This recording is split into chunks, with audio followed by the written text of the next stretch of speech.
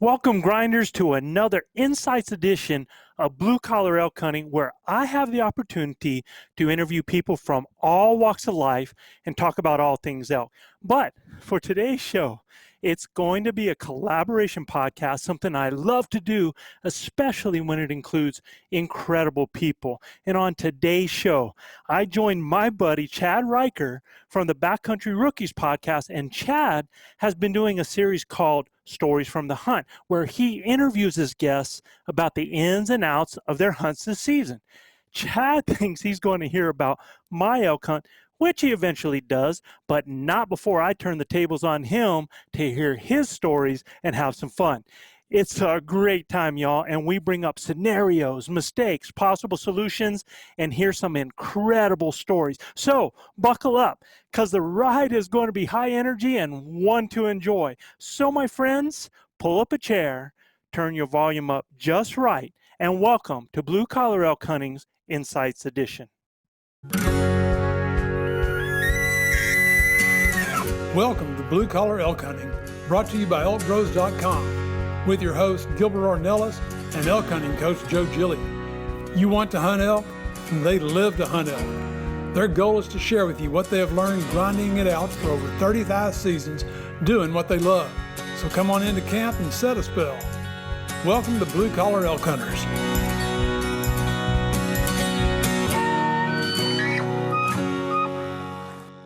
Hello, everyone. I'm Joe Gillia from ElkBros, and you are listening to the Blue Collar Elk Hunting Podcast. And you're also listening to the Backcountry Rookies show. So I'm the host of the Backcountry Rookies, Chad Ryker, and I wanted to start out by having my good friend Joe Gillia on from the ElkBros and Blue Collar Elk Hunter podcast to talk about his stories from the season. So We're going to start off, and we're going to talk stories from the season with Joe. These guys had a phenomenal show, I can't wait a second, share. I'm going to cut you off, Chad. Man, we're doing a collaboration show here, and I know it's going to be something that both audiences will totally enjoy, but I'm going to turn the table. So instead of you doing that with me, I know you've been in the woods yourself. Yep, I have. And turning the tables, that's a good one, Joe. I like that. So let's do some stories from the season, and let's hear it from you. Okay, fair enough. I had a pretty interesting season, so this ought to be a pretty good show. But you're not getting away that easy. We're going to we're going to get your story too. Okay, cool. I've got plenty of stories. But yeah, I know you do. Fair enough. The stories from my season. What do you want to know? I'll tell you all about it. I had a phenomenal season that didn't end in success, but I just had a great year this year. So you know, I talked with you a little bit. We talked about the season. You've been up and down from the mountains. You've had some close calls, and you had some things that you're like, well, I'm not too sure if I did this right, or I might have blown this right. So tell us the story, man. Tell us about some of those close encounters and what rocked your world while you were up there. And where did you go, first of all? So first I went out to the Gila National Forest with a couple of my good friends, social media buddies, people that I've met through the podcast and just kind of some of the power of social media, I guess. Went out to the Gila National Forest, which is a phenomenal place. And I got to hunt with a friend of mine. It wasn't really my hunt, but if you want to experience elk, the Gila is a spot where you can do that. I was completely blown away at the amount of elk that are out there in that area of New Mexico. So there was elk all over. What was the place. date that you guys were down there? Labor Day weekend, whatever the date is on that. Yes. I think it was like September 3rd through the 7th or something like that. Yeah, it's like early season, right? Okay. Very early season. Limited elk bugling. I mean, to me, I think the ideal time to hunt is late September, because I think that's when you're coming into that rut and you're going to start hearing the bugles. But we were hearing slight morning bugles even in early September out there. And most of what we were seeing a lot of it was during the daytime when it was getting warm out. If you just spent some time behind the glass, you could see them bedded up, and you know, you find those nice deep dark canyons, and we were finding them out there. Some of them we were just walking through the woods and we were kicking up 280 class bulls, you know, that were just wandering through the woods feeding. just an incredible experience to go out there. And unfortunately, fortunately, he killed a really, really nice bull, but myself and my buddy CJ weren't out there with him for it. It was after Labor Day weekend and we'd already left. So he pulled a solo, right? That was kind of a crazy hunt. So Dan went out there. I recorded a podcast with him. So if you really want to hear some more details about Dan's hunt, you can go over to my Backcountry Rookies page and you can check out that. His name's Dan Porter. It's called Hunting in the Gila. But basically, he didn't draw that elk tag. He was gifted that elk tag by a military guy who was deployed and couldn't use it. And in New Mexico, that's a thing that you can do. There's some rules behind it. You got to be a deployed military. I think there might be something to do with a disability. But either way, Dan had a good friend of his that deployed and wasn't able to use that tag. So he gifted it to my friend Dan, and he was able to hunt off of that tag. That's awesome, man. Yeah. Yeah. And it wasn't like it's some chump unit either. It was a really, really good unit in the Gila. So Dan went out there. He did a little bit of planning and preparation with, there was another guy that was in on that tag with Dan's buddy. Sorry if that's a big convoluted mess, but there was two guys. One guy had to give up the tag and Dan went out there. So the friend was out there on the mountain and he kind of did his own thing and he had his own plan. And then there was another group of guys that had a camper and a big tent set up and all kinds of stuff when Dan arrived to camp. But everybody just hunted on their own and they really did their own thing. So basically he was solo, but after he killed the bull, one of the other guys was able to go in and help him pack it out. Oh, that's awesome. So you said something though. You said something that I don't often hear during the archery season, especially the places that I hunt. But you said that you guys were glassing up the bulls, and that's a different thing that I hear a lot of times in archery. Well, when they're not talking, you got to find them in some way, right? And if you've ever been down, you're from New Mexico too, so you kind of know there's areas they're not like hunting in deep, dark forest of northern Colorado or Oregon or something to where you can't see in front of you. You could sit on a hilltop and you can glass far ridges and you could see them. You could see bedded elk. A couple of the really nice ones that Dan got in on were just that. They were bedded. One of them, and I don't want to make this all about Dan's hunt, but it was such a cool hunt that I think it's worth it. He had glassed up a really nice bull at about 1,200 yards, and he stalked all the way in on that bull to 4 yards and stood right behind it. Literally Facebook Live like this, holding his phone, talking to the phone, and there's a bedded bull 4 yards behind him. And he's man. He says, "Should I shoot it?" And, people are like, "No, don't shoot it. Don't shoot it. You're in the Gila." And he ended up passing on it, but 4 yards away. And it was, I would have shot that thing first thing, Joe. That thing didn't have a chance if it was me. Anyway, so we had a blast. It would have been cool though. If the vote would have been shoot it, and after doing all this, and he turns to make the shot, and the bull's like, forget this. He's gone. He's not there anymore. Yeah. Right. Well, that would certainly be my luck. But anyway, that was a really, really cool. For me, that was a good hunt. And I'll kind of bring this all back full circle. Why I like to talk about going out there with those guys. They're both very experienced elk hunters. Right.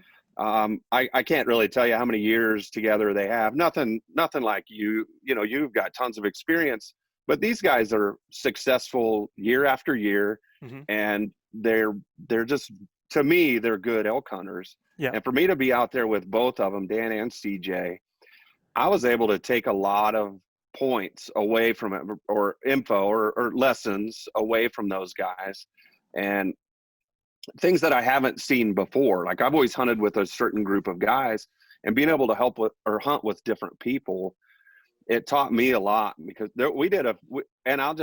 here's one example right there. So hunting with my old hunting partner, my old buddy Gus, that guy was go, go, go, go all the time, right? Constantly moving. Yeah. And when I went with Dan and CJ, we heard a bull bugle down in the bottom of a big canyon, and they said, "Well, let's just back out, and we're just going to go up here on the other side of this ridge, and we're just going to hang out until the wind shifts and until we might get a better opportunity at that bull. And we did. We went and sat for like 4 or 5 hours up on the top of the mountain, waiting for the air to cool back down and the wind to change, and for us to have an opportunity to get back down into that without our wind carrying the wrong way. Gus would have walked 18 miles to find a different approach to come in on that bull. He Right. would have consistently been moving and moving and moving instead of just sitting down and being patient. I think there's things to take away from each one of those, right? There's a pot. If you're Right. moving and moving and moving, maybe you come up on another bull, right? Maybe you encounter something different. Yeah. Maybe you don't lose the opportunity, because in what happened was, by the time the evening time rolled around, we went back in and we tried to call to that bull, and we tried to find that bull, and he was gone. So we Right. lost that opportunity, and we lost 5 hours. half a day. Yeah. 5 hours, right? We lost half of a day of hunting. Right. In the approach for that one bull. So he didn't have But- eyes on him then. Right. We didn't actually have eyes on. We knew pretty darn close to where he was at, just based on the bugle, because it was close. Mhm. But it was a thick canyon and thick timber, and we just weren't able to see him. Anyway, so I think there's something to learn there. There's multiple different absolutely. ways that we could have approached it. Dan wasn't in a big hurry, though. So Dan's idea was that he was in the Gila National Forest, and if it wasn't a 300 or bigger bull, he didn't want anything to do with it. So he, and so on the podcast that we did with Dan, there was a lot. We had a kind of a long teaching moment there, or a takeaway that was kind of like, understand the hunt that you're in, understand the age class of the bull, understand how big the bulls can get in that area. Right. Because if that would have been a different unit, and I don't know, whatever, any other unit, a 300 class bull is a giant in some units. Right. That's like there's not very many of those things running around.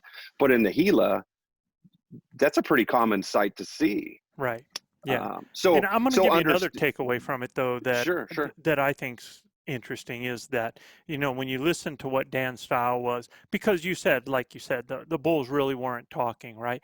Because I talked, you might get some in the morning, but by a certain time, it's just like, shut up, right? Mm-hmm. And I talked to other guys that were hunting in the Gila, and I was getting texts from guys going, man, the hunt is so hard. I'm not hearing any bugles. When's the rut going to happen? When are they going to start?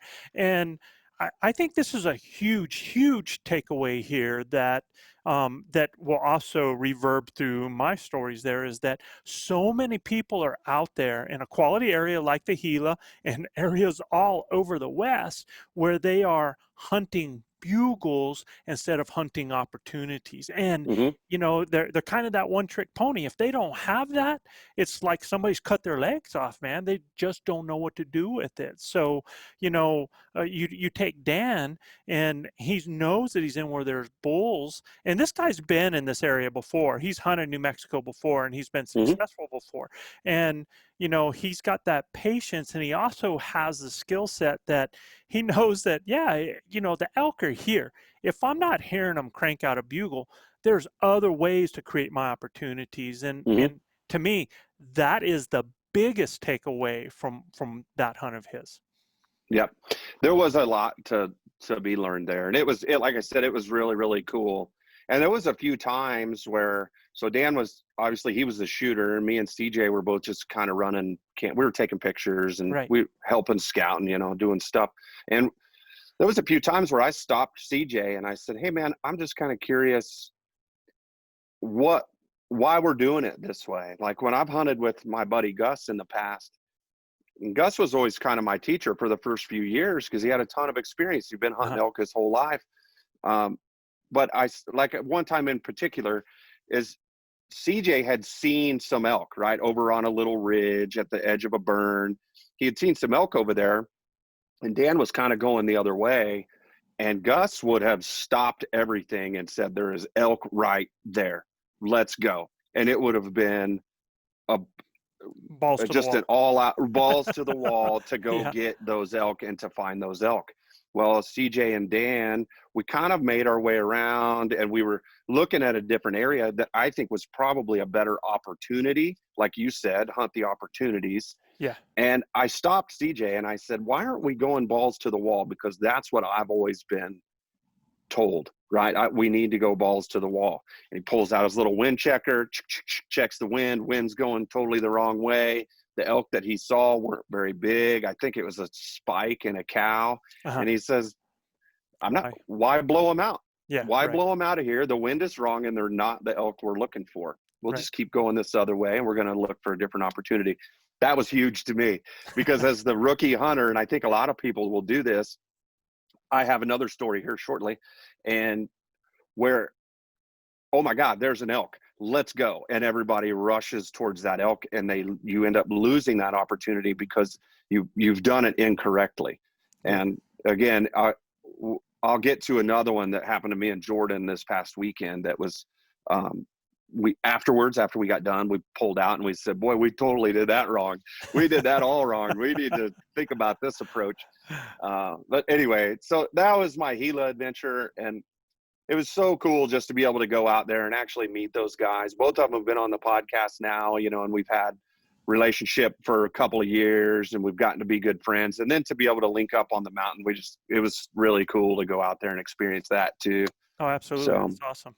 That's awesome. So that kind of made you hungry because you had hunts coming up. Oh, yeah. Yeah, that's right. So my year this year has been totally off, not what I wanted, and mostly because I started a new job and I don't have any vacation, and I'm a weekend warrior this year. I'm only getting out and hunting Which weekends. Is tough. That's tough. It is tough. Yeah, it's very tough. And I was hunting solo for one of those weekends. So not only was I by myself, but I didn't even really have time to build everything into the hunt that I wanted to. If I say build, I just mean that rule, or not that rule, but Randy Newberg says it all the time, right? If I've got 4 days, I'm doing 1 day of scouting, and I can't remember how he does all his setup, but he always goes in with a plan. Well, I had my longest hunt of the year for me was 2.5 days, and that was it. Right. So Colorado, I drew a good tag in southwestern Colorado, drew an archery tag and a bull tag. And I went out for a weekend and I was able to hunt all day on a Friday, all day on a Saturday, and then just a little bit of Sunday. And that I'll talk a little bit too about, I think, time management and energy management maybe, but so the reason I had to come out early on Sunday wasn't because I didn't have to be at work until early Monday morning, but the area that I was hunting was, if I would have shot a bull in where I was in to the elk, it was almost 4 miles uphill to get to where the bulls were at. Right. And to me, that takes me about 2 hours to get up in there, unloaded with no weight on my back. And then coming back downhill, I'm figuring you double that. That's 6 hours by myself. I'm thinking 4 trips. I'm looking at 24 hours of pack time if I'm constantly moving, Yeah, and at least you did that though, Chad, because I'm not able to tell you how many people that I've talked to, they don't have any of that plan. I mean, they're going elk hunting. The plan, and I'm not sure if it's because a lot of guys are like, well, I'm a first timer. In fact, I've heard this from people. I'm a first timer. I don't expect to get anything. Well, that bothers me right off the bat, but a lot of guys go out there and, I mean, they're hiking in 4 miles. They're hiking in 5 miles and really don't have a plan for when they do kill. And like you said, man, I mean, if you end up in a hot weather day in September, or days that you do that, and you kill 4 miles back and you're solo, it could be a huge problem. So it's a good thing you thought about those issues. Yeah. I think a lot of that is because of guys like yourself and some of the other, just the podcasts that I've done and the information that I've had, is I was able to kind of think about that. And my total intention was to hunt most of the day on Sunday. But when I got in there on that first day and I realized how far in that I was, when I got into the elk, I started doing that time management and looking at watches and looking at times and thinking, man, if this goes down, there's like literally there was no way, because I knew it was probably going to take 4 trips. Yeah. And I just knew that's 24 hours time, and I don't have that before I need to be back to work. So I cut my trip a little bit short, and you know, that's okay. I'd rather do that than have half a bull laying on the ground that I can't Absolutely, man. recover because, Yeah, it was a smart call. I mean, totally smart call. Yeah. So that hunt was awesome though, Joe. It was so cool because so I went out there, not that I didn't expect to kill anything. I went into an area where I was at 2 years ago, hunting with my buddy Gus and another friend of ours, Neil, and we got into elk out there. So my thinking was, well, let's just go back and try it again. I had a couple of other spots picked out too, but those were covered up by hunters by the time I got out there. And I just decided to go into this old unit and try it out. I knew the terrain. I knew how to get in and out of there. I knew where there was good campsites and all, you know, it just was comfortable and familiar. Well, which is huge if you're going to only have the weekend. That's huge. Right. So I didn't really need to do a ton of e-scouting. I already had some spots on a map from 2 years ago that were relevant. You know, they were good. So I thought, why not? Let's go try it. And I got up in there, hiked all the way in. I kind of went up. I saw another hunter early in the morning down low. I want to say about 8,500 feet elevation. And that's kind of where I wanted to go, but I saw him cut into the woods early. So I just went up higher thinking, well, I'll get out of his way. I don't want to impact his hunt. So I kind of went past him and I went on up higher. And I hiked in a main trail, you know, a good hiking trail. And then I dumped off and I got into the woods and actually started hunting the woods. You know, I wasn't trying to call from the trail or do anything crazy like that. I wanted to get in deep. So I did. I went through all the deadfall and all that nasty crap that everybody hates, you know. Right. And I just decided it was time to start bugling, and I ripped off a bugle and I had a response. First bugle that I bugled out. You know, I don't even, and I'm a terrible bugler, so I think they must have been real dumb elk up in there, but I got a response. And I mean, of course that's energy is automatic, right? When you start hearing bulls right off the bat. My opening day, it wasn't, you know, it was my first day out. So I get a response and I go in my typical, I always call it Gus mode, and hunting with my old buddy Gus. And I go straight for that bugle and I start making my way going that way.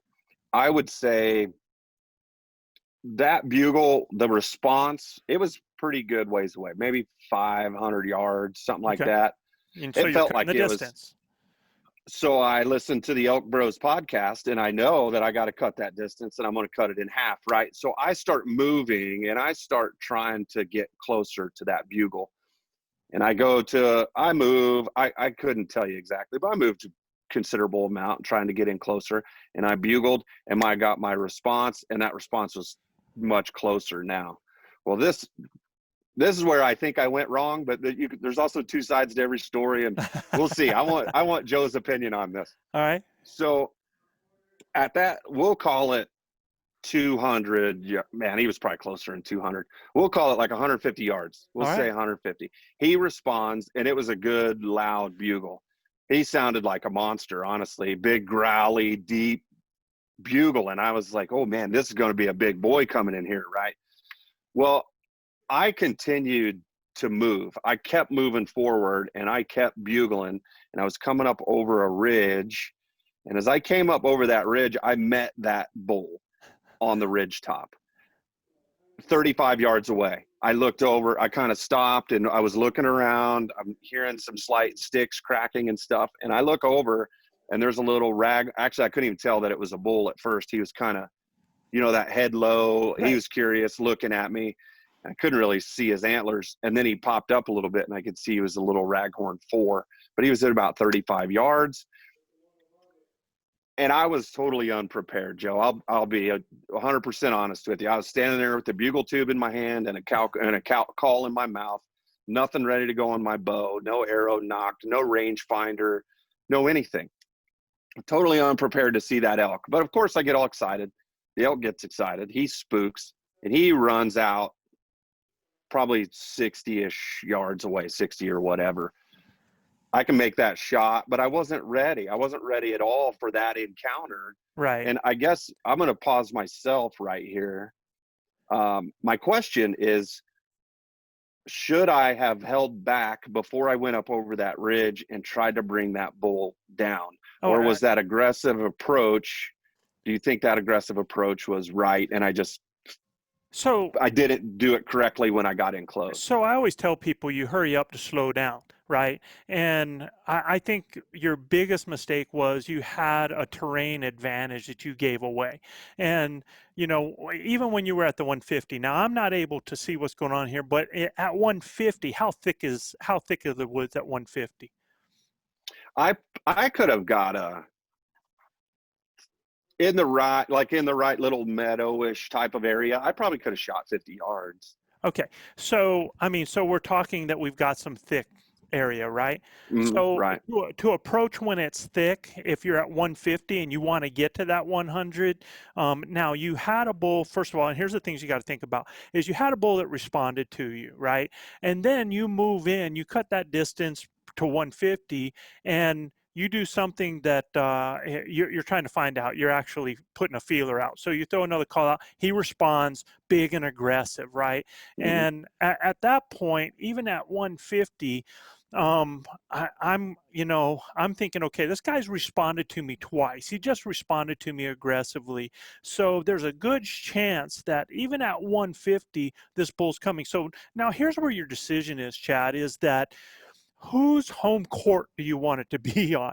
And what Right. you do is when you set up and you choose the setup and you choose the terrain, what you have, now you've changed it to your home court because you get a chance to see a moving animal if that animal is moving in. Now, when you continue to move in on that animal, you're taking a chance because you're giving them home field advantage, because now if that bull is looking or is moving and looking, you're a whole lot easier to spot. Now, what I would have done in that is when I came up to that change in that hill, that change in that terrain, and I always tell people to remember when you're setting up, you want to set up in a way so that a bull either has to come through thick area into your shooting lane or utilizing the terrain to come over and have to look in order before they make that move. So I really like stopping prior to a top out and setting up so that that top out is within my shooting range, because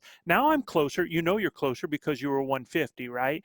And so remember what a bull does.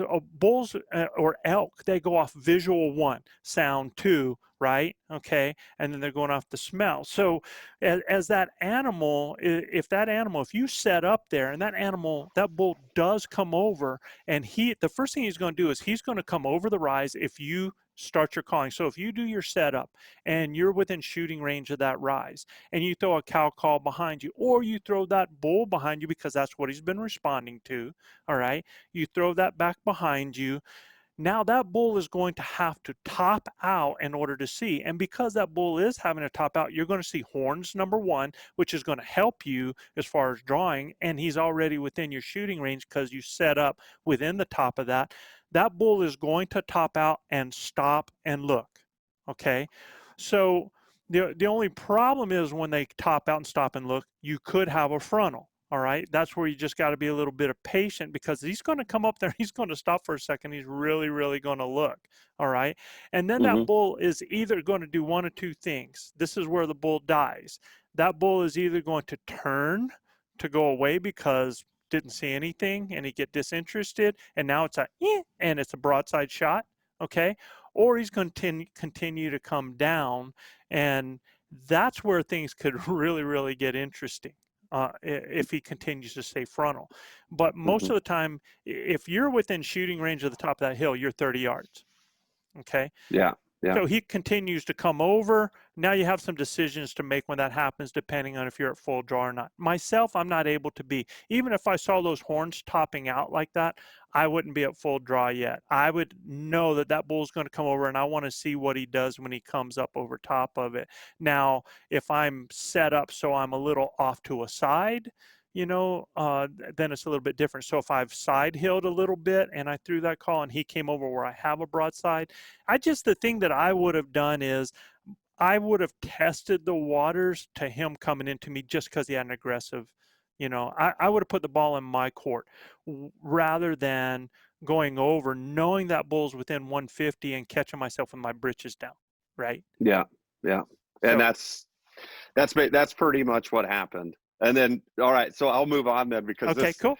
This was a super cool encounter, and I was in a bunch of bulls.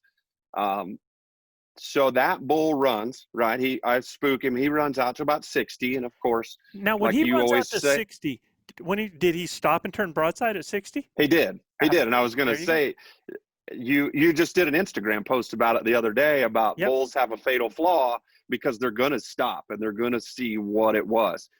But he runs out to 60, and I'm hunting by myself. And here I am again. I've got this bugle tube trying to get a rangefinder out. I got this bow that doesn't even have an arrow on it. Mm-hmm. And so bugle tube goes down. I decide, okay, quick range. And to really be honest, I don't know. I say he was at 60. That's my range estimation. The rangefinder said 60. It was pretty thick though, and that rangefinder could have hit something different. But either way, I was going to go with 60 yards. I get an arrow knocked. By the time I get an arrow knocked and get ready to draw, he's done, right? He's already had enough, because that takes, 10, 15 seconds to kind of unscrew yourself, I guess, and kind of get your composure and start making things happen. And so he's gone, right? And I'm standing there. I've got an arrow knocked, and now I'm ready to shoot. Kind of feel a little bit deflated, a little bit defeated, super excited because of what just happened, right? I'm in close on this bull, and I called him in, and it was just a really, really cool encounter. Here's mistake number, I don't know, we'll go with mistake 12 at this point, right? But learning moment. Yeah, okay, lessons learned, not mistakes. So I take my arrow off, and I am putting my arrow back in the quiver. And I look up, and here comes a big 6x6 coming in at me hard, head down, and he's coming in fast. And I would say he was probably he was off to the side, but he wasn't a lot further than that little raghorn. He was coming in pretty hard though. I would say maybe 70, 80 yards, but coming in fast. And here I am again, no arrow knocked, not totally unprepared for this situation.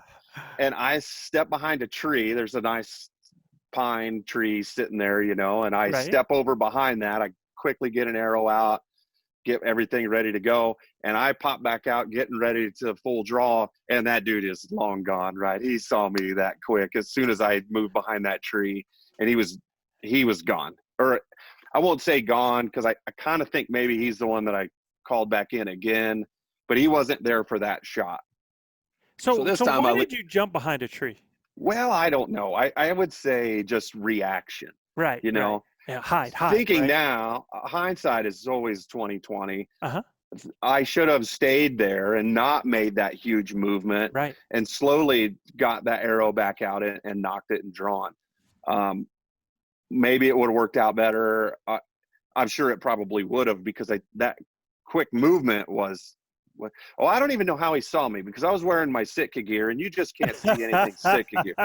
No, I'm just kidding. But no, I think that just that shameless movement, man. You're shameless. I'm just kidding. But it was that movement. It doesn't matter anything. That animal knows that is just not the right. That wasn't supposed to happen. You should have absolutely, number one, knocked an arrow, because your body is going to hide a lot of that movement. When you keep that bow in front of you and you pull that off and you use that hand, that hand motion I'm talking about, where you've got the arrow in the middle, you come back, click, click, and you're on, because you're not able to kill anything without an arrow on the bow, right? Right. Yeah. Right. So, absolutely. So I guess mistake number 12 or 13 was removing the arrow from, just unknocking the arrow. But I really didn't know that there was more bulls in there. I thought that was just some goofy raghorn that was out there doing whatever, So another mistake too, I'm thinking if there's one, and especially mid to late September, there's probably going to be more. And I should have realized that, and I should have stayed ready. Yeah, I don't know that. I really don't think that was a mistake at all. I mean, you've just blown an event that's happened, opportunity there. You're not wanting to walk around with an arrow in your bow, so you pull it off and you put it in. Now, I don't think that's a big deal. But as soon as Okay. you saw that critter moving in at 80, your first reaction should have been pull an arrow, get it knocked right there, and not moved your body at all, because that's going to be a real small movement doing that. Now you have arrow on, and now you're looking at what's happened here, and now you're evaluating, well, what am I going to be able to do as he comes in? You have a diaphragm in your mouth at the time? I don't think I did.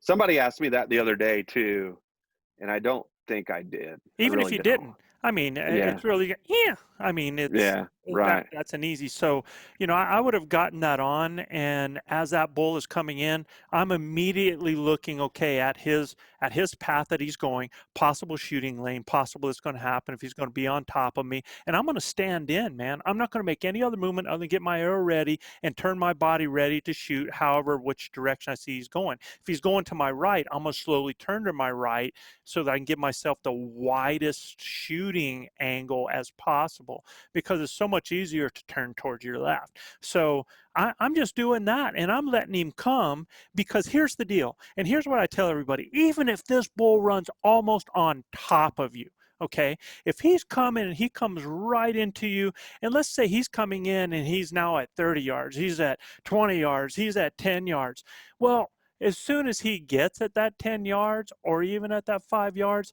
all I'm doing is I'm drawing. Okay, because remember, elk have a fatal mistake.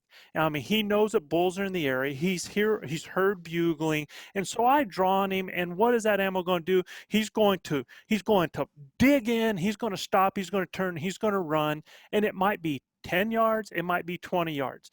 But he's going to stop, and he's going to turn broadside to figure out what in the heck just boogered him, man. Mm-hmm. So I think in that situation, a lot of us like panic. Oh, he's getting closer, getting closer. What do I do? What do I do? And all you have to do is just stay within, let him come in, and draw.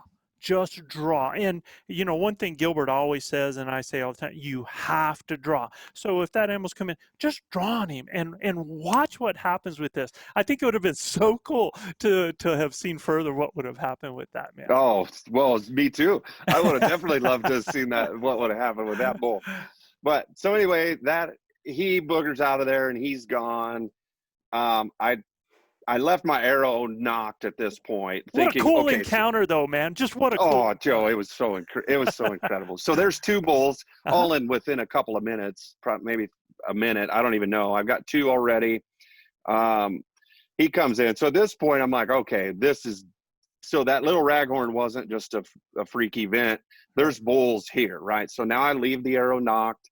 I bugled again, if I remember right. I don't exactly remember the call sequence, but seems like I bugled again, and I got another response, and I was trying to move myself to set up to where I actually had a couple of avenues to shoot, lanes, right? I had shooting lanes, and I brought in another bull that actually, he picked the one spot where I didn't have a shooting lane to come in, and I could hear him coming, crunching sticks. And I was trying to move a little bit, but I'm remembering back to what I had just done with that previous bull, thinking, okay, don't move that much, because I already blew this one out of here, so I don't want to blow this one out. So he comes in kind of a bad spot, and he gets down in a little depression type of thing, and he stops right there. And that depression was completely covered up, from my view, was completely covered up with brush and sticks and pine trees, like no shooting lane whatsoever through that stuff. And all I could see is him standing behind this brush and this pine tree. And at the top of the brush, all I can see is big antlers. And that was it. I couldn't see the top of the head. I couldn't see the body. I couldn't see anything except these tips, probably like the top 3 or 4 inches of these tips just moving around behind this brush. And I'm thinking, you have got to be kidding me. And this dude was at 18 yards. So he's there. He's bugling at me. Oh, wow. He's bugling at you on the other side in the brush. On the other side. He's Oh my not God. moving. He's not doing anything. And I'm standing there. I haven't drawn yet because I don't know how long he's going to be. I was Sure. waiting for him to start to make that movement out of the brush because I knew Right. I couldn't see his head, but I knew he wasn't coming out of there. So I was waiting for that movement, and then I was going to draw because on either side of that brush, I had shooting lanes that were, So you're I just could have being shot through patient and those. waiting, right? Yeah. Staying patient and waiting. He bugles at me, and I didn't respond. And I can't remember if I had the cow call in my mouth. I wasn't going to bugle because I didn't have enough hands for any of this stuff, right? There was no, I was focused on the bow Uh-huh. and being ready to draw and making sure everything was right with the bow and sight was, whatever. Bow was good. Everything was ready. And this dude bugles, and I didn't respond. And maybe 10 or 15 seconds later, I'm not really seeing those antler tips anymore. I'm not getting any more bugles, and I just don't really hear anything. And at that point, I decided to move to make something happen. Uh-huh. And I slowly kind of worked my way around, keeping that brush in front of me, kind of military style, right? I'm trained that way.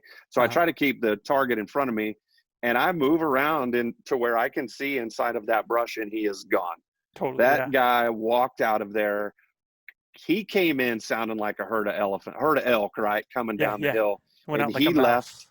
he left without making a single sound out of that brush.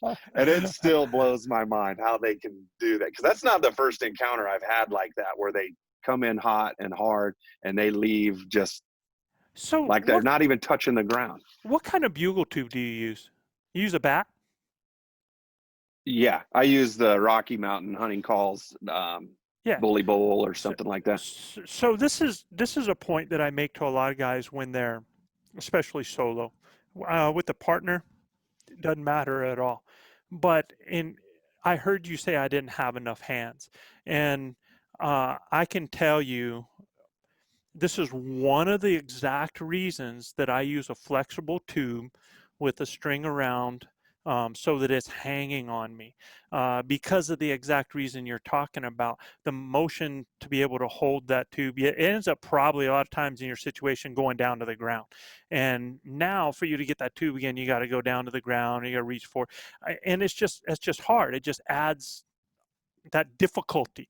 It adds a failure point. And what I like is, like I said, if I have that grunt tube and it's on a string, so it's draped around my shoulder on the other side, even if I have an animal, and let's say that I am right here and everybody can see this, when I have a flexible grunt tube, I have it so that, and it has a curl to it and it's draped, so it almost does the exact thing underneath.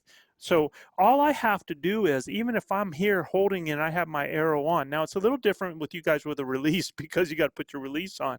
I'm fingers. But all I have to do is I reach down here and I can grab the mouth of my grunt tube. I can pull it up here and I can throw, because it's going underneath my arm back to my back. Mm-hmm. I can throw a real light bugle back behind me and make something happen. And as soon as I do that, I've done this so many times with elk looking right at me. All I have to do now is I just push that tube right down, just like that, rehook, and I'm ready, man. And I've done all of that. I've thrown a call back. I've been able to do that call right here, with a grunt tube that I don't have to reach all over the place for. As a solo hunter, I think that's something so many people ought to look at, because, even if you wanted to throw a call at that point and you have a bat, now you got to turn your head, you throw it back, you're trying to do that, or trying to do it in some awkward position or something like that. So that's just something I want to put out there that might have helped save the day. We don't know. I mean, so many variables, in situations like that. Yeah, and I probably could have cow called. I don't remember if I had the call in my mouth, but even I could have just do kind of a thing, and I could have done something. Whatever situation that was new to me, and I was trying to work through it on my own. It didn't work, but even cooler than the other encounter where that bull was coming in on me, I had this dude at 18 yards. So now I've called 3 bulls in. And how much time has taken place in this? Maybe 5 minutes. Oh my God. And that's probably a long 5 or 10. but it's quick, right? All of Yeah. this happened because just think a few minutes ago, I'm coming up over the hills spooking this raghorn. So I'm in a super cool spot right now, man. My life is good and I'm happy. I'm in the middle of bulls.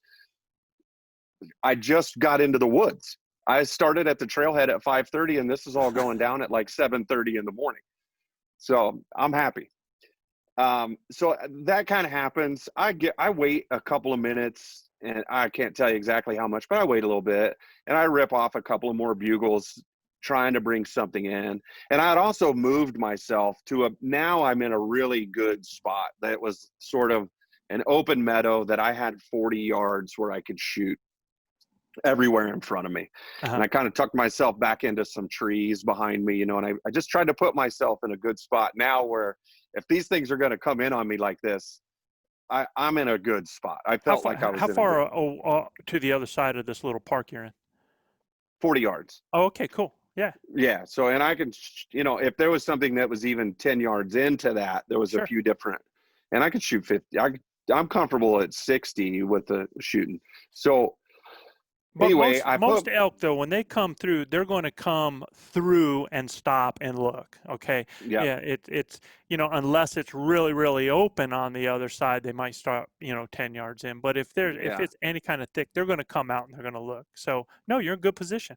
So I had myself in a pretty good spot there, and then I waited a few minutes. I bugle again. I think I even raked a tree this time, thinking, okay, I'm stepping my game up because I've already dealt with 3 of these dudes and none of them really wanted anything to do with me. So now I got to step it up. So I'm raking. I'm adding a little bit more growl to my terrible bugle. My buddy Dan calls it my wounded coyote turkey call combo thing. Come on, Dan. Anyway, yeah. So I'm adding a little growl to it, and I'm stepping it up, and I get another bull bugling back at me. He's a little bit out there, maybe 100 or so. And this time I'm thinking, okay, these dudes are coming in to me. I don't need to go to them right now. They're coming to me. All right. And I brought this bull in again. He bugled again just on the other side of this meadow that I was in. There's this little grassy area. Right. So he's maybe 60 or 70 or something like that. And that I never heard from him again after that. So after all of this happened, I started to kind of make my way up the mountain, thinking I pushed him up. And as I was walking through there, I found like fresh sign on the ground where you could tell like it was right now. So that bull was in there. I just never got a look at him. So I brought him in there too. And then I started making my way around up the hill. At this time, I have not heard you once say that you made a cow call. I mean, everything's just been bugles and them reacting to the bugles. Yeah, I don't think I made very many. Yeah, I really don't.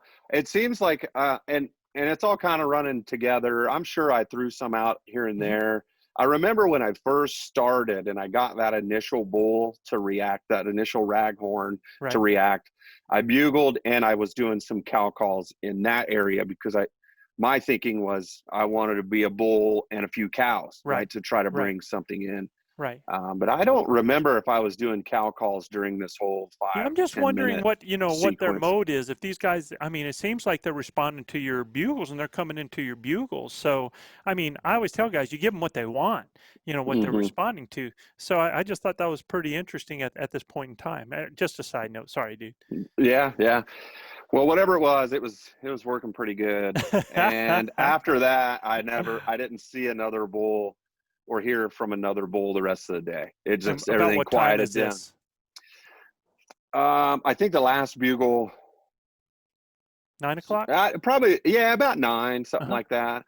So I think I said 7:30 earlier. I think it was about 8:30 when I got that first bull. And by 9 o'clock, everything was pretty much done. So it took about 30 minutes for that first bugle response until the time that I started moving up the hill and all of that. It was about 30 minutes, I guess. Started moving. I wasn't hearing anything the rest of the day, but that heat was coming in. It was kind of a hot weekend. I want to say it got up into nearly 80 degrees that day. Yeah. So the moon, I don't remember what the moon was really doing, but it seemed like Yeah. it was hot enough they were moving at nighttime, and I caught them on the tail end of whatever it was that they were doing.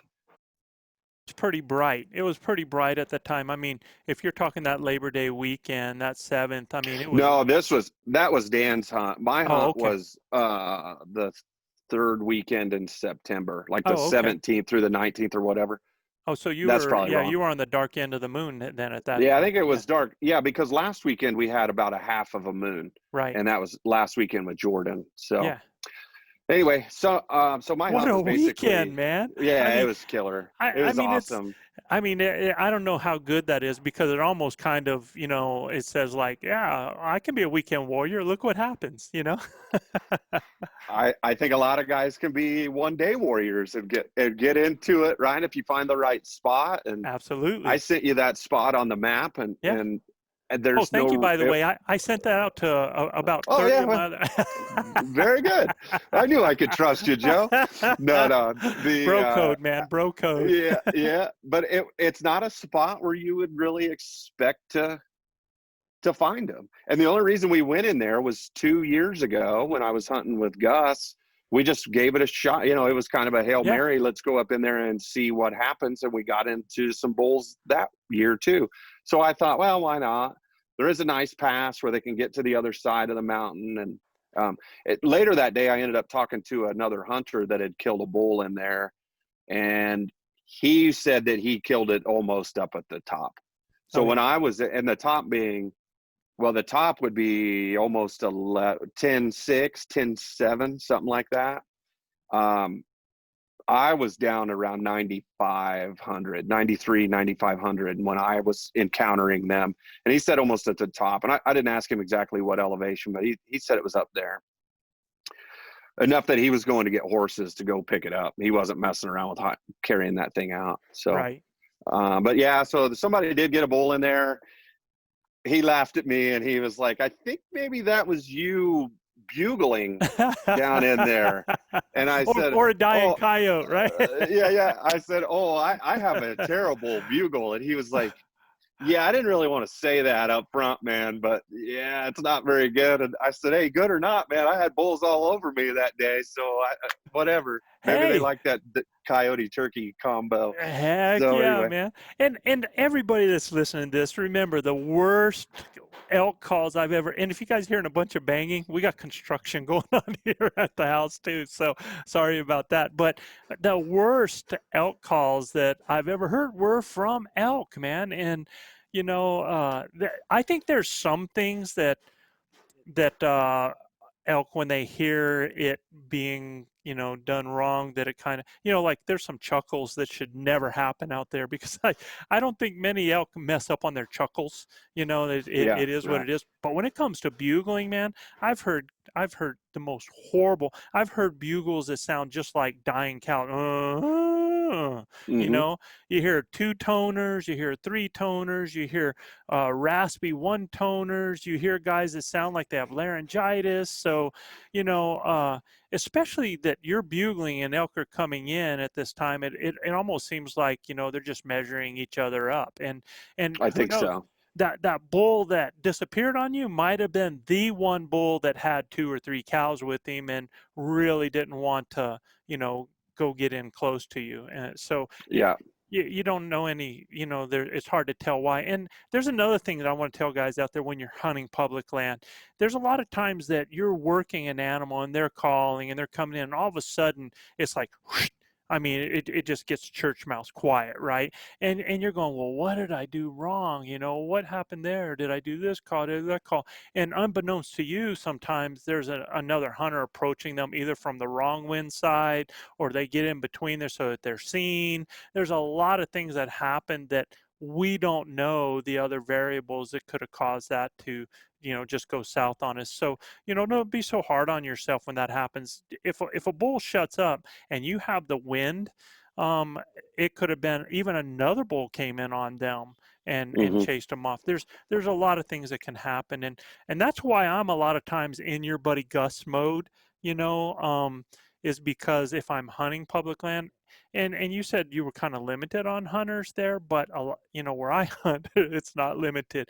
And a lot of times, if you don't go in and you're not aggressive and go in there to try to seal that deal, if you wait on it, there's just too many bodies in the woods sometimes, or that could just happenstance end up in your setup and blow that out. So that's another reason that sometimes on public land you got to be a little ultra aggressive there. But Yeah. And that guy was in there. He killed uh-huh. that bull that morning. Oh wow. And he was hearing my calls, and Mhm. likely some of the calls that I heard were probably him. Yep. And you bring up a really good point, and I never really thought of it, but he could have shot that bull and blown everything out of there, and it was done. Nothing wanted to talk at that point. And that, Yeah. I mean, potentially that's why they shut up around 9 o'clock that morning. You just don't know. There's so many So, other things that are happening out there that we're not aware of, mhm. So Yeah, and he was the same hunter that I saw down low. So, and he went into the woods at, I'll say like 8,300 feet. I went up to around 93, 95, trying to get up above him. right. And then he was hiking all morning and just went up a different route than what I went, and ended up above me. So Sure. there's a lot of moving pieces out there, no matter where you're at. Absolutely. So I think that's a good point too. So you had, that was that weekend. You ended up with another one. Yeah. Yep. So last weekend I was with Jordan. So that I came home, I had to go to work, and then I was going back up, and I got to meet my buddy Jordan and Ryan, both of them good friends of mine. They came out from Texas. Jordan is, of course, he does all the Instagram, social media stuff for Backcountry Rookies. He's my partner in all that. So anytime we get the chance to hunt together, we do. And we only had really about one day to hunt together this last weekend of September. And so we went back into the same area thinking, okay, well, it's been a week. There's limited pressure. I wasn't up in there coyote calling at them. And so we decided to get back up in there. We heard some bugles early in the morning, and we were trying to moving into the same bugling.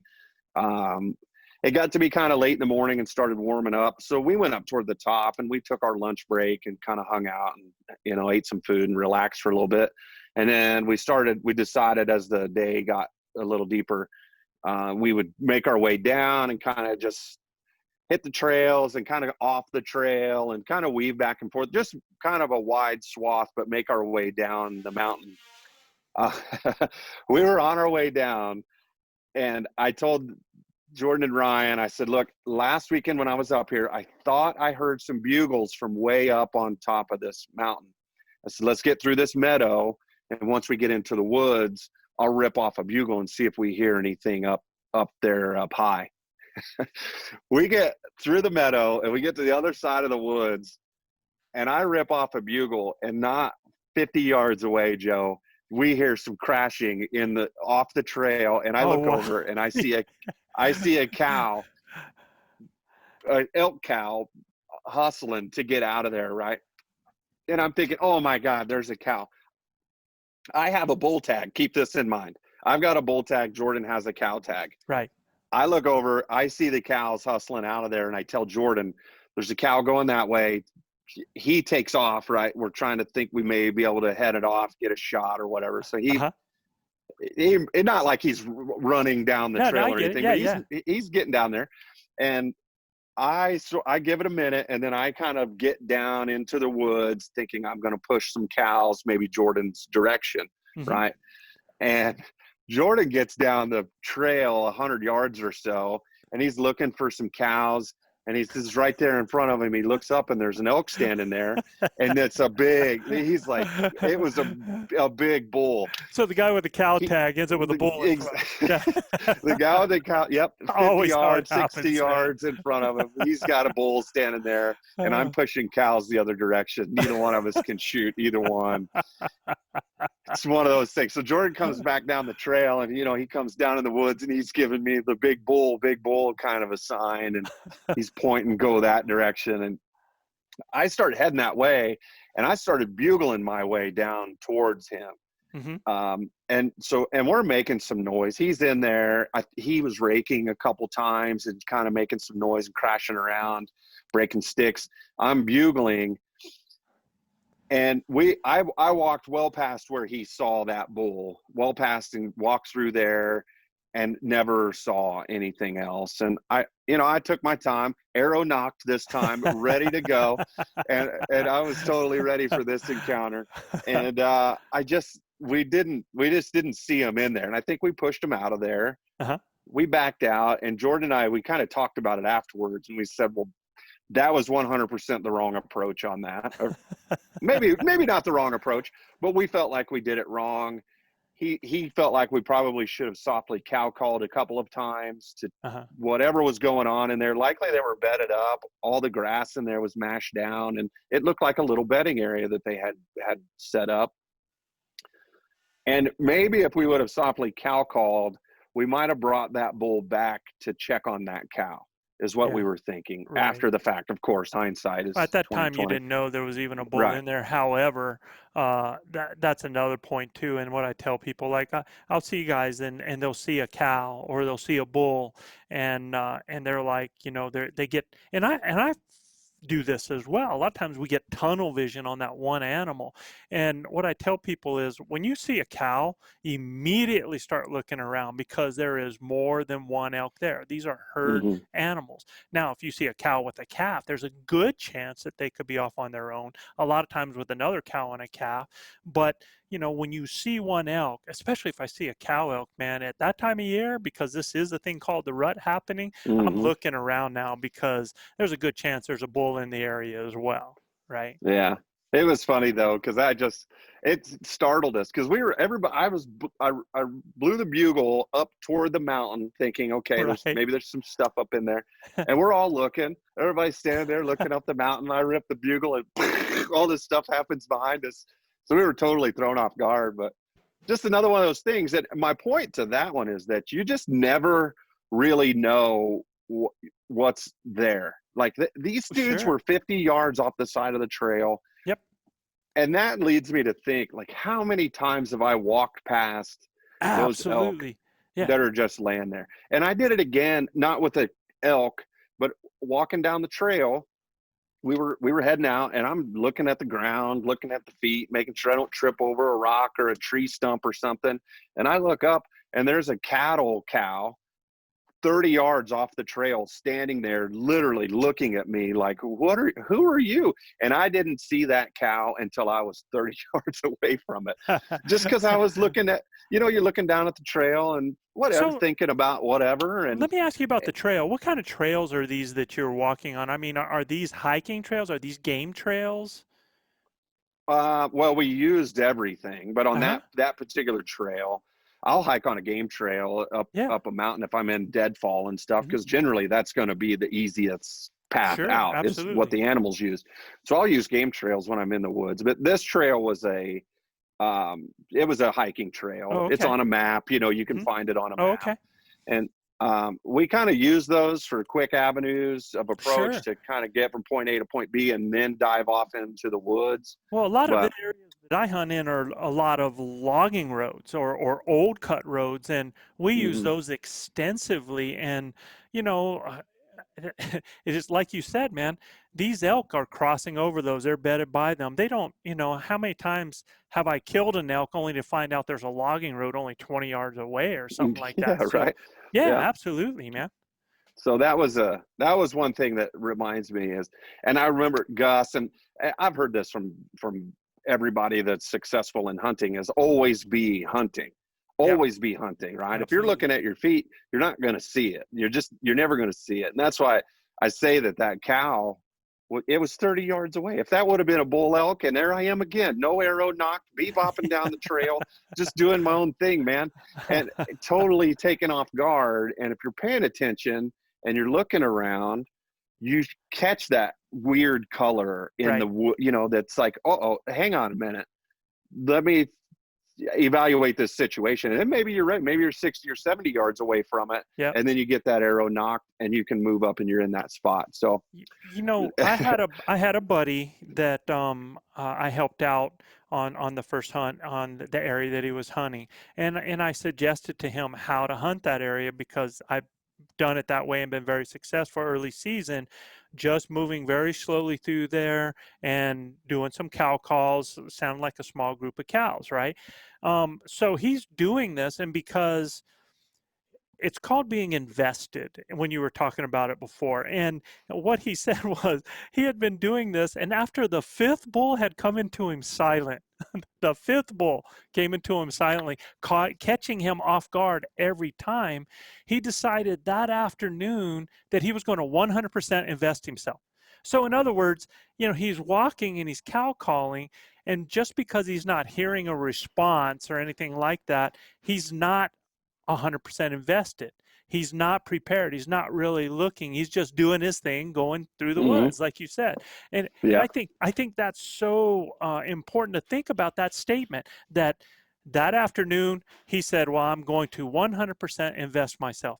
That afternoon he killed a bull because no doubt in my mind. And I think it's just being ready. And that was a little bit of my fault too for not. So that was something that I didn't pick up from Dan and CJ was hunting. And I don't know why you get in that mode. I think maybe it's late in the day and you're just not invested in it. We were up in the, like walking ridge lines, no trails or anything, but you could see elk down below. And it was just if you're just looking straight ahead and you're walking through and you're not really paying attention, you don't even look at down the edges of the ridge and you don't see those animals down there. So no, right. Yeah. Yeah. You just get caught up just with a bobblehead looking forward instead of really looking around because, I think that's probably where sometimes those guys that not whitetail hunt from stands, but those guys that stalk hunt, are a lot more effective because they're trained to understand already that every step you take gives you a different angle. So it makes everything look different, when you're doing that. So to really pay attention to what's going on in the woods, to really use your eyes and look for those patches and things like that. So way cool, man. Well, let's talk about your season, Joe. You guys just crushed it out there on the ElkBros crew. Oh man, grinders tuning in, thank you for listening to the Blue Collar Elk Hunting Podcast. Our goal is to share our knowledge and help you flatten that learning curve so that you too can have some of the very same incredible experiences that have given all of us here at ElkBros a lifetime of memories. If you like what you hear or see, you can get all of this information plus so much more from our Base Camp Elk Hunting Training Camp, the first in a series of online courses from our Blue Collar Elk Academy. Our Base Camp Training Camp allows me to use my coaching style and share almost 40 years of elk hunting experiences successfully hunting elk on public lands, as well as over 20 years guiding hunters of all ages and experience levels. This course will be like nothing you have ever experienced in concept and structure, using success-based coaching techniques that will elevate your confidence and skill sets. Our camp will prepare you specifically from that final moment most in your control, those final minutes or seconds the elk is in front of you, backwards through each step and level, allowing you to see, visualize, understand, and relate every coaching point to what lies ahead, the next step, the next thought process, the next success. Because y'all, you've already been there. You know what it looks like. By tapping my 30 years of teaching and coaching experience, our camps are developed considering multiple learning modes with text, visuals, audio, as well as video. And Base Camp will benefit those new to elk hunting all the way to the 10 to 15 year vet. So if you are looking for that one thing to help you fill that tag this year, invest in the most important piece of equipment there is, you and your elk hunting knowledge. You can find the Blue Collar Elk Hunting Academy and the Base Camp Training Camp at ElkBros.com. That's ElkBros.com. Keep dreaming of the screaming, believing in achieving, and most of all, keep grinding.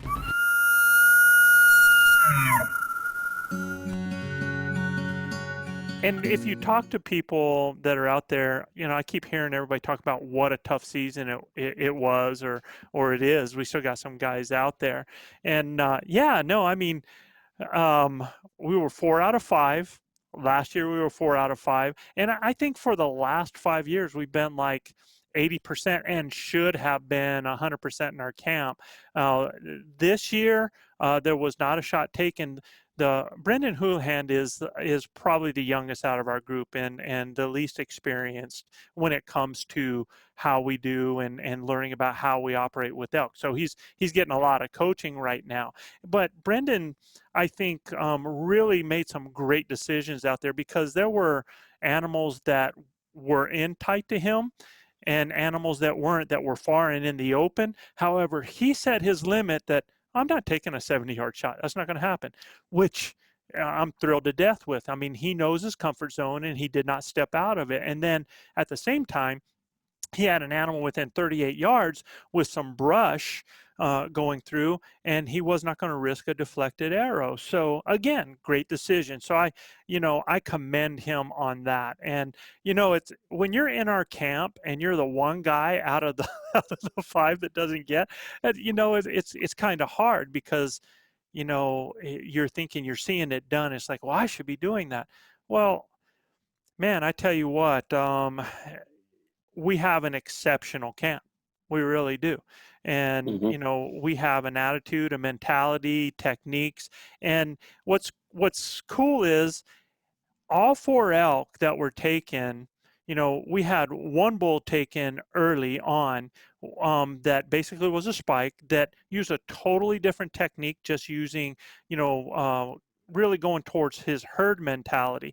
Then you have and I'm briefly hitting these, and I'll talk to him a little bit more, but then we get Manana who kills a bull after we get snow, and we're cutting track basically for that to happen. And then when I kill, I'm third man up basically, and I kill mine old school, and it's basically where I do a chase cutoff type of deal on mine. And then you have Gilbert's, that is just a true call in. I mean, it's just that's what it is. So when you look at each one of us, it wasn't this common theme of, partner setups, call them in, take them. I mean, we really used a buffet of techniques and we basically changed up to every situation and what that situation brought. And well, that's what I wanted to ask. Was that situation dependent that you had to do those, or were you guys just trying different things and it worked? Or no. Were you looking at the situation and saying, look, the only way we're going to find an elk today is by cutting these tracks in the snow? Absolutely situation dependent, because you take what you're given, man. And, it's kind of like I've coached for a long time, and there's so many type of there's coaching deals where a coach comes in and says, we are going to be a man-to-man team. Even though we suck at playing man-to-man, we're going to be a man-to-man team. We don't have good feet. We don't understand it, but this is what we're going to do, rather than taking a look at the talent that you have and who you're playing and then changing the strategy accordingly, right? So I've always believed that you take what you're given and you work with what you're given. And when we started out on our first one, Luis was the first guy up, and this was I think this is the second day of our hunt when these guys are out there, and it's early in the morning. We actually, like you said, we get eyes on some animals. I mean, we come out and I actually can see them, and really weren't even planning on hunting the area that I saw these animals, and we're wanting to work through that area. And so when we heard bugles, I was like, man, we're not going to sit here and burn daylight trying to call something, because whenever you hunt state land, public land, you had the same experience. You had to go through private property. So a lot of times you end up where you can hear animals over across a fence in another GMU or across a fence on another place. And, I mean, we could sit there and yell back and forth and waste all morning, or we can go hunt where we can have an opportunity to shoot an elk. And I told these guys, well, if we hear something over in this area, we're not going to mess with that. We're going to get where we're going. Well, I catch some with eyes on, and I'm like, okay, so they're only 200 yards away. Let me see what I can do with this. So I get them set up, And this is a hilarious story because, man, these guys just trip me out anyway. This is the Venezuelan Mafia. I have Luis and Manano with me. I get them set up and I go back where I can see them. I can see their bodies and I can get an idea. And I had told Luis, I said, I want you to watch these critters through your binos. They're about 200 yards away. And I'm going to try some things. And I want you to tell me the reaction. And, the first thing I did was a lost cow call because I wanted to see if I could. These bulls are kind of bachelored up. So I wanted to see if I could get a bull to react to a lost cow. Well, according to Luis, he showed me that they're looking up at us like that. I got their attention, but nothing started to come in. Well, then what I did was I slowly started to introduce a bull into this and start painting the scenario of a bull that, is going to this lost cow. Maybe he's got, this cow, possibly a hot cow. So I start doing some panning and start doing a little bit of some different breeding type sounds. I did the raking and did the glunking and things like that. And he said, then I got a little aggressive. I kind of threw out a bugle to see if they'd respond to that. And he was like, he gives me the no-go on that, that they're actually starting going the other way. So I said, all right, let me change the strategy. So I go back further, and now I took what could have been that bull and that cow, and I start going away. And I just start doing just kind of a location type bugle, moving away, cow calls, moving away, just sounding like herd talk, moving away. And all of a sudden, Luis is like, this is it, man. That's working. That bull's starting to come. And unbeknownst to me, I hadn't seen the bull that's coming into him, right? So it ended up being a spike bull that's just hauling up the hill, and he can see this coming, and I just keep doing that. And when I'm looking at his body language, because he's on the edge of a clearing, I look and he's kind of looking like he's trying to look into the thickness. Like I could tell that bull was getting ready to circle him by going into the trees and come around. So the first thing I do, man, is I start heading out into the clearing across there and trying to change the direction of that bull. And it's funny because he's like, man, I wish Joe would go out further so that bull would turn and come this way. And we must have been reading each other's minds, because that's exactly what I did. I went out there and started sounding like the bull turns and comes straight at him. And at one point, I think this bull is like, he said it's like 12 feet, 13 feet away going by him. Well, cell phones, buddy, have totally changed things in this world. And Manano, who has a young son that's so he was born last year, he's just a little over a year old, little Tomas Jose. He's named after his uncle Joe here. There you go. But so he is up there, and where he is set up, he's back about 20 yards from Luis. All of a sudden, he notices he gets, and he's supposed to be doing some filming for us, he notices he gets service on his phone. So he calls his wife. Unbelievable.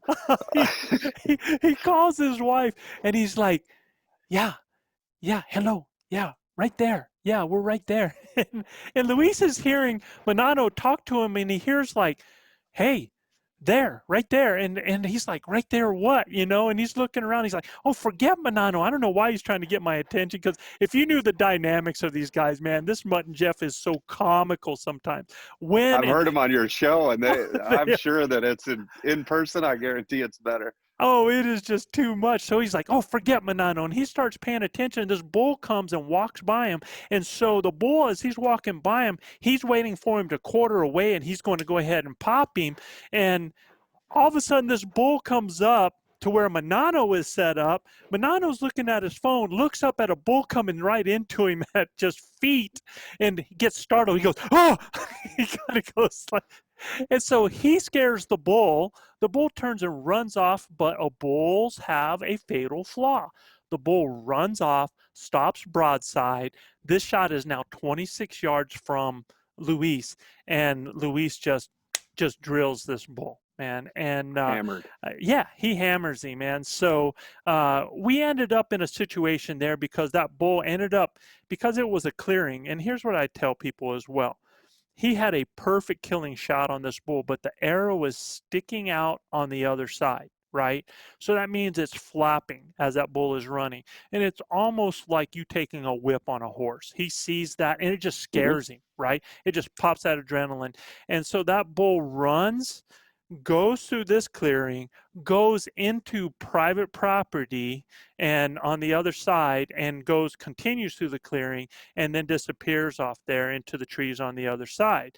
Well, so that ensued that basically we had to contact the landowner and we had to wait for permission. We wanted to make sure we did everything right, that they understood what was going on, and that we did everything that we were supposed to. So that took about 5 hours in order for all of this to transpire before we could track that animal.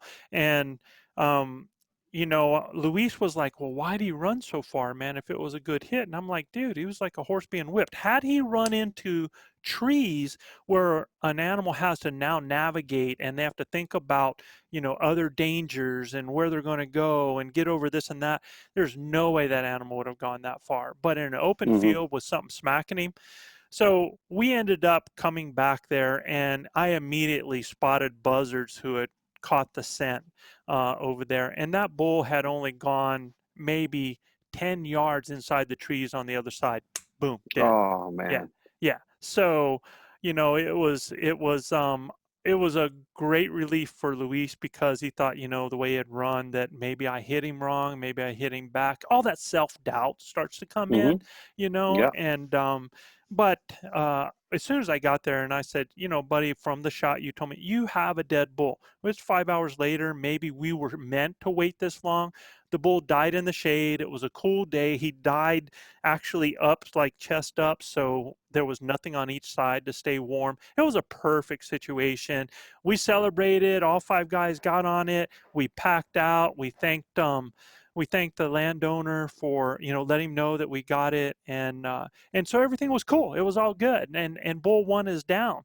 Well, we get hit.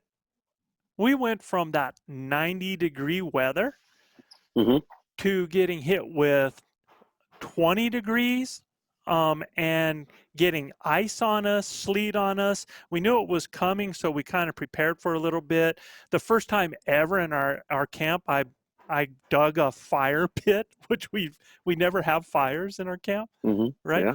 So this made Manano really excited because he loves a fire in camp. And I cut wood and I had everything ready, covered it with tarp. So we get hit with this weather.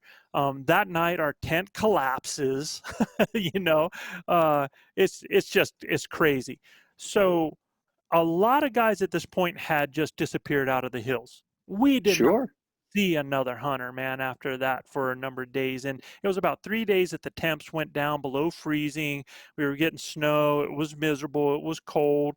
But so that next morning, we get up and we have to take care of everything, take care of ourselves, make sure everything's good. So by the time we get out to hunt, it's about, I don't know, it's probably 11 or 12. So it was going to be an afternoon hunt. Right. So Gilbert goes, well, Joe, what are you doing, man? How are you going to do this? I'm like, dude, this is new to me, but I tell you what, I got snow on the ground. I'm finding me a bull track. I'm cutting track and we're going. Right. Yeah. Yeah. So that's what the Lord gave us. That's what we were going to deal with. So sure enough, and I told the guys as we were going out, and we took the UTV to get to an area where we were going to hunt, right? And as we're going, I'm looking on both sides, checking for track that's gone through that morning because it's about 11:30 right now. So animals should have moved some. And as I'm going, I tell them, I don't want to find one track. I don't want to find the lone bull. I'm looking for something because right now, the bulls have been bachelored or they have cows with them. So I was hoping to find a group of 3 bulls that were possibly together and then mess with their tendencies at that point in time. So we're going, and as we're coming around, Luis actually sees some bulls moving through the trees. So we stop, we get everything out, we park, and I go check it. Yeah, it's 3 bulls. And I look at the direction that they're going, and I tell them, okay, we're not going to track behind these. What we're going to do is we're going to do a big circle on an area. We're going to come through, and we're going to either try to get in front of them or hit their track. So we do that, and as we do it, we never come across their track. So I continue the circle and go, well, man, maybe they went to this direction. And I come around, and we're talking a big loop. We're not talking 300-400 yards. We're talking a big loop, right? Yeah. Because my goal is I wanted to get into a point where I could kind of call them off once I spotted them, and I'm calling at the same time, trying to actually pull them into us. So we keep going, and nothing. And I'm like, you know what? Those son of a bucks, they didn't go 200 yards and stopped. And they're back in that area where that's where they're at. So I start coming back to that area, getting the wind right on this. So as we come in, and sure enough, I hit their track, man. And as I hit their track, I start calling, and we have encounters. The bulls start coming in, but they're continuing to work to a destination because we're getting to evening now, and they're starting to work to a destination. So I'm like, okay, it looks like they're going up over a ridge. And as I'm going, I spot this bull, and he sounds off up on top of a ridge. And I can see him up there. I've spotted him. And what they'll do is they'll just stay up there looking down, because we're kind of like in this burn area that I like to hunt. And he's watching for us. So I'm just waiting for him to top out, go over, and then we're going to beat feet up there and try to call him to the last place he was, right? So So he finally goes over. I get the guys, and I want the guys to hurry up and get there. And I'm like, okay, guys, hurry up and get there. Well, it's kind of like sneaking up. I'm like, guys, hurry up and get there. So they get there, and I can see them up on top, and I give a call, and all of a sudden we're getting bugles on the other side of the ridge. And I'm watching them, and I go up, and they're right down here. And I mean, now we have bugles. And I want everybody listening, look, this was 100 yards up and 100 yards further over the next ridge. We're in an area where we've just come through all of this. We've been calling, doing all this thing, all this time prior to this, not a single response, man, except for finally when that one responds up on a ridge. So 100 yards higher in elevation and over a ridge, and now things come unglued on that side. And so I've got why do you think that is? What about that situation why did that happen that way? So the reason it happened that way is topography kept us from hearing animals. Strictly Gotcha. That's all it is. They're over a next ridge in a bottom where we're not able to hear them, you know. So just through the density of the woods, where they're at, how the breeze is going, you know, and that's what I tell people is, everybody always thinks of the rut as this vast regional occurrence, and ruts happen in ridges and holes in an area, you know, where a cow elk comes in heat. In fact, I said it on one of our podcasts, where when we were tracking these animals, when we were cutting track, we found an area that was tore up with horns and everything like that. And I found where one of the cows had urinated, and there was pinkish in the urine there. So we knew that cow had come in heat. And I told the guys, man, things are getting ready to light up because we have a hot cow. And sure enough, it was that hot cow wasn't with us, but was over in the bottom, over the next ridge. Okay. Yeah. Okay. So things light up, and I get the guy set up, and Luis is going to, because he's already taken he's videotaping Manano on the hunt.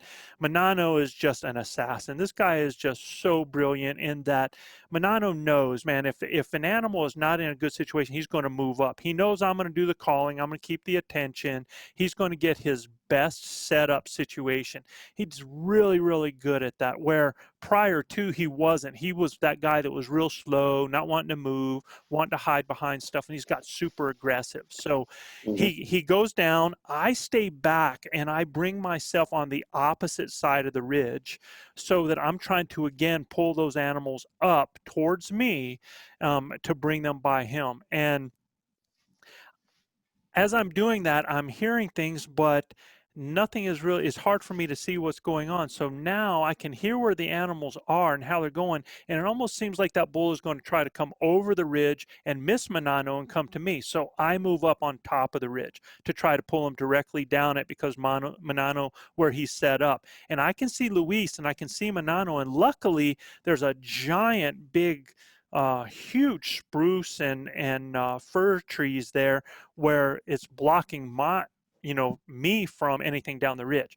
So I can see their body language, right?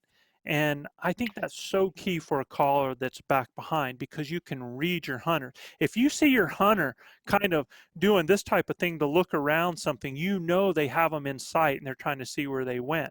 Well, this bull is chuckling and he's screaming right down there. And so I start doing chuckling back and doing some things to pull him up.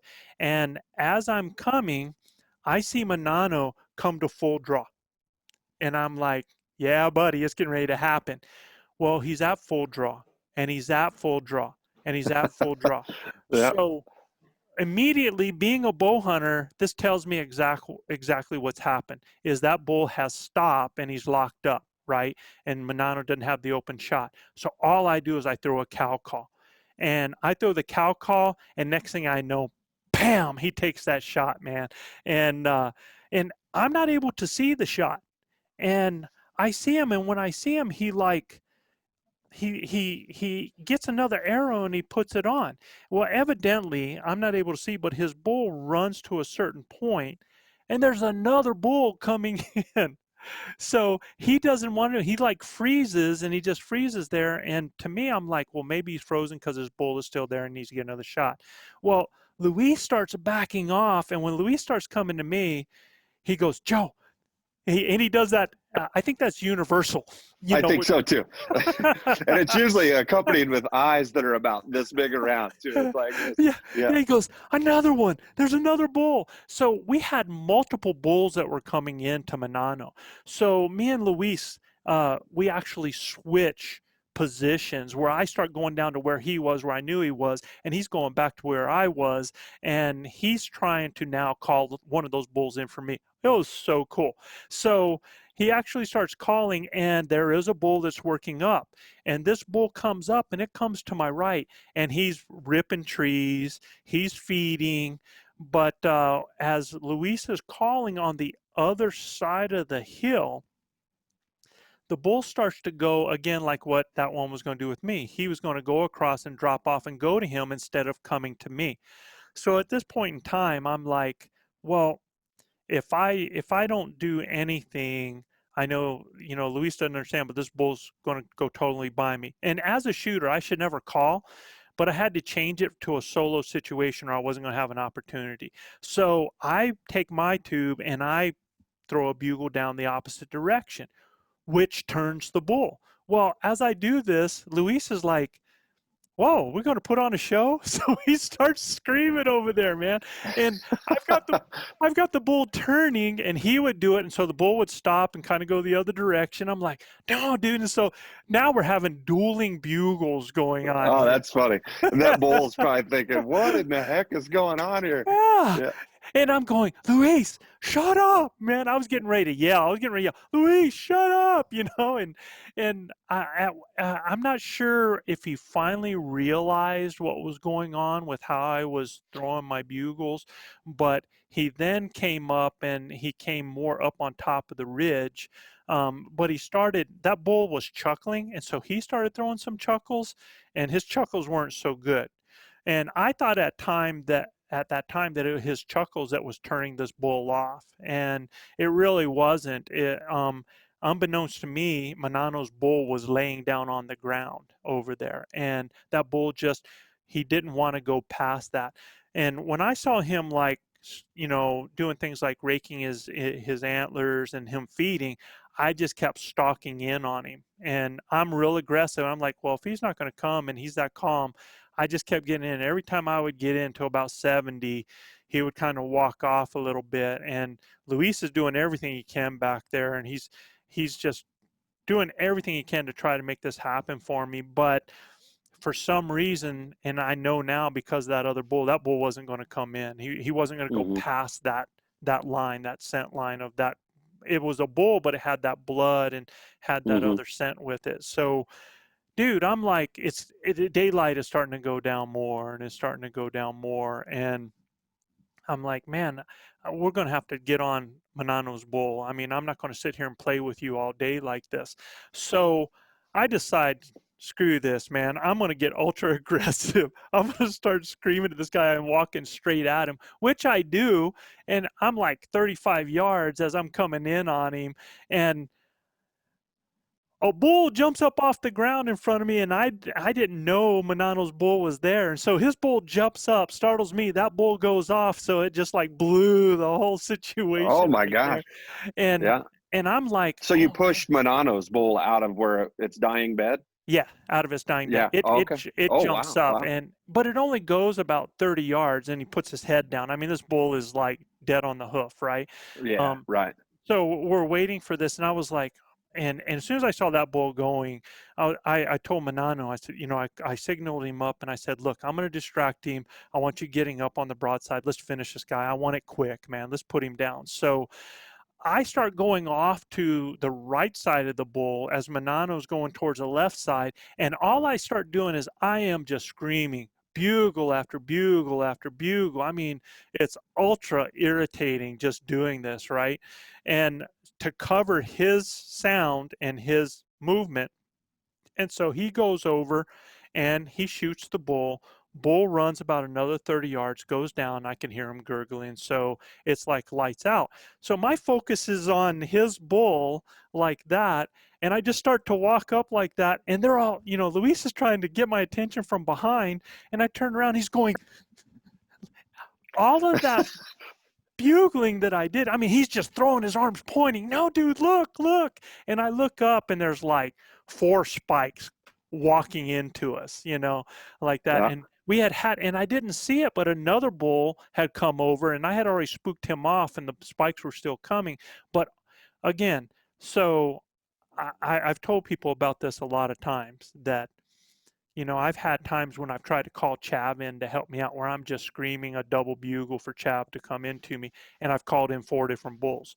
Well, all I'm doing is just this stupid bugles, man. I mean, screaming after scream after scream, and not a whole lot of form to them, just making a lot of noise. And I had a bull that came over the top of the ridge. I didn't see, was only 20-some yards to me. He busts out, and here comes these spikes into me.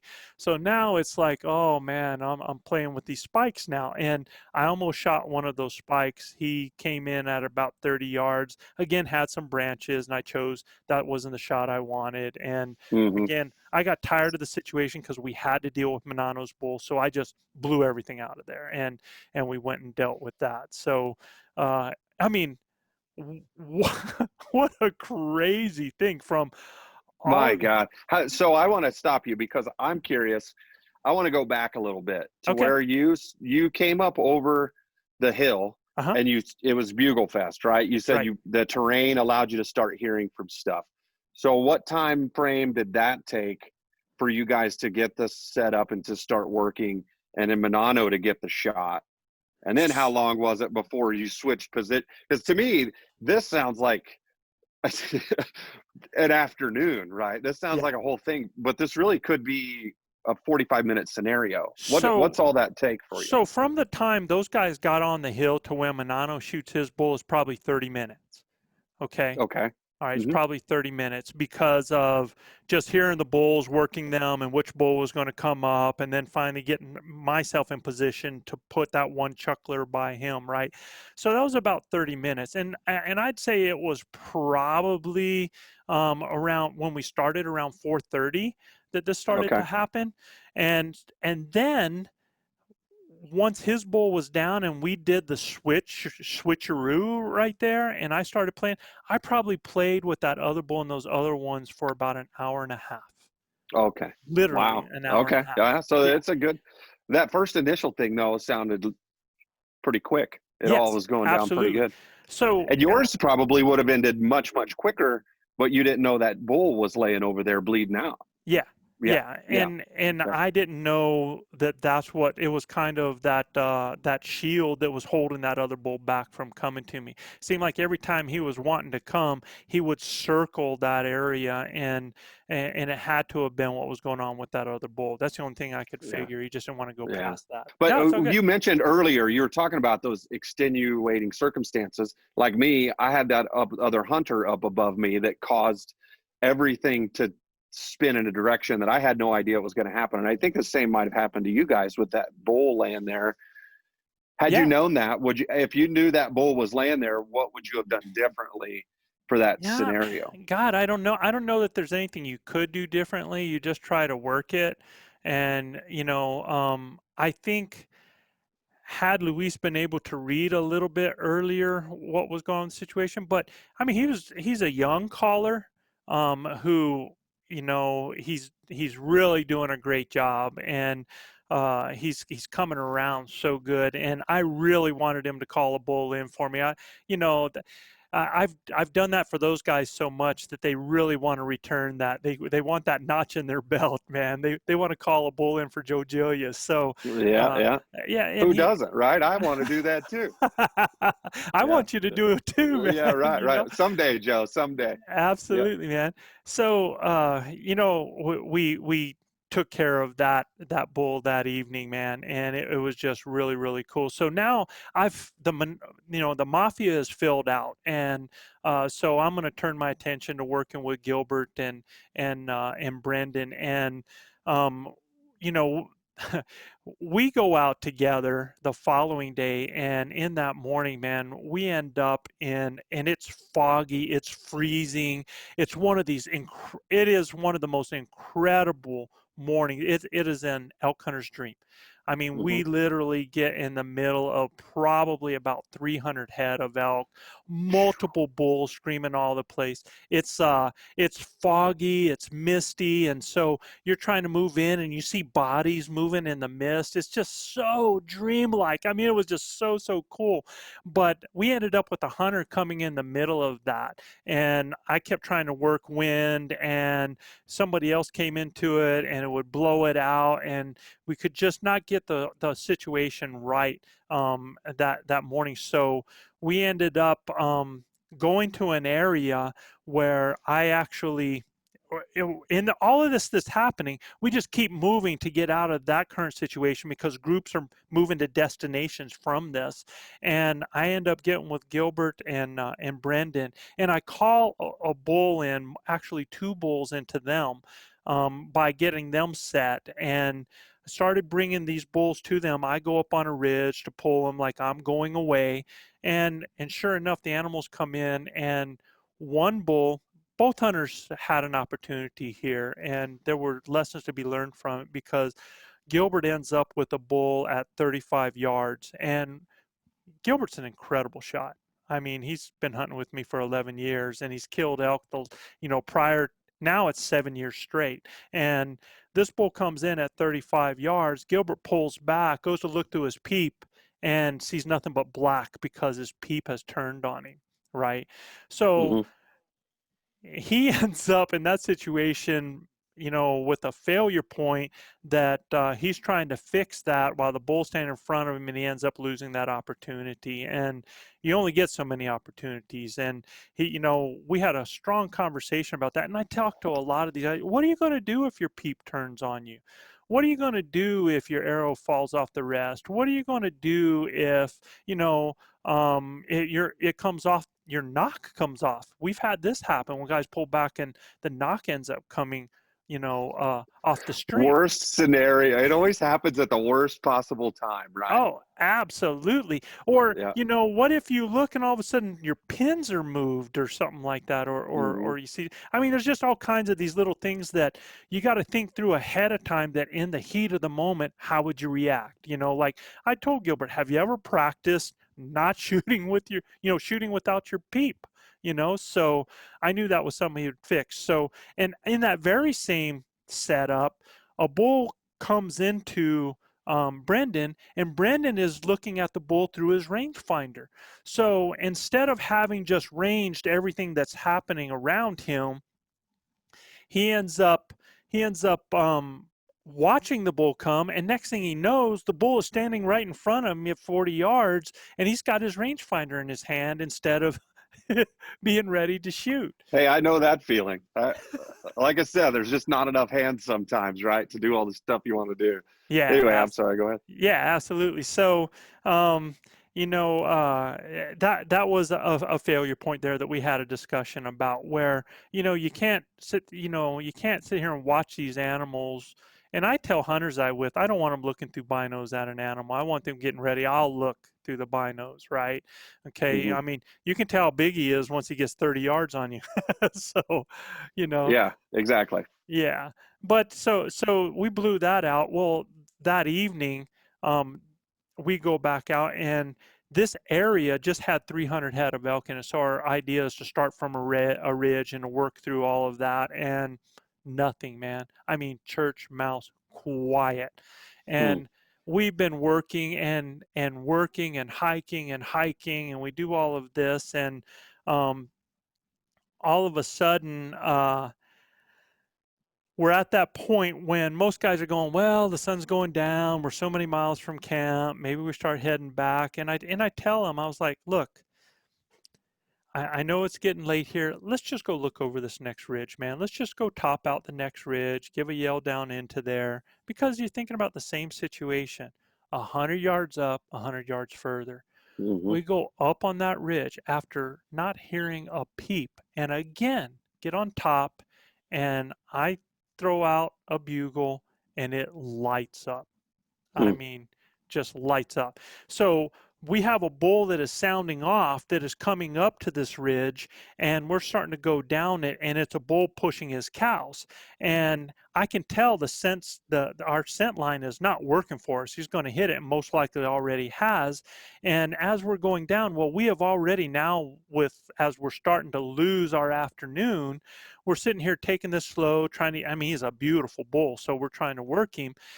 Well, I come to the conclusion that it's not going to happen. And sometimes you have to call the game, man, and realize with other bulls bugling there that sometimes you cut your losses and you go for the things that you can be able to do. Well, I see Manano and Brendan are working towards that bull, trying to see if they can get on him. And I turn and I'm like, no, come on, man, come on. I'm like, I'm calling it. Let's go. And he's like, well, they're right there. And I'm like, trust me. You've got the wind going the wrong way. We're just burning daylight. So we bail off after these other bulls. We come down, and as we're going down, I call, and a bull screams down below me. And I point to Gilbert because I did not want my two hunters together. I've got a bull sounding off down below me. I got a bull sounding off on the top of a ridge up to my left-hand side. I tell Gilbert, go down hard. Go down hard. And he starts going down. I'm not worried about his noise, man, at all. And as he's going down, unbeknownst to us, there's a bull that's coming up immediately. And as he's go down, he blows that bull while another bull is screaming.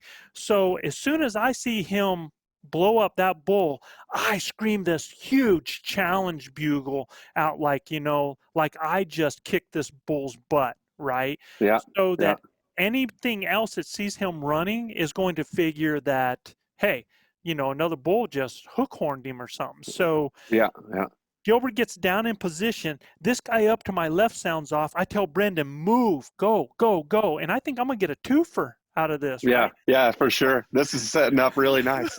So this guy's screaming. That's happening down there. And when he goes down, I start with the glunks up there, and I start with the pants up there on top. This bull down there gets incensed, man, and he starts coming up. The one screams up on the side, and I'm just like having a blast, man, because I'm like, something's getting ready to die here, because definitely.